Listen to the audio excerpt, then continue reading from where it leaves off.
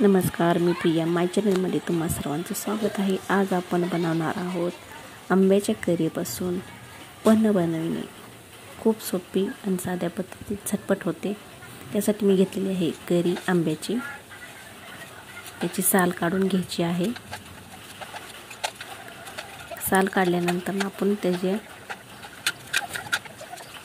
अशा प्रकारे तुकडे करून घेणार आहोत, जेणेकरून मिक्सरच्या भांड्यात आपल्याला बारीक करायला सोपं जाईल.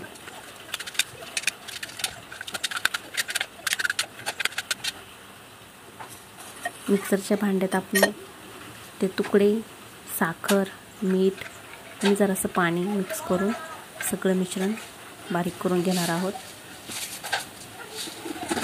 साखर जर आंबट असली कैरी तर साखर जादा प्रमाणात लागेल.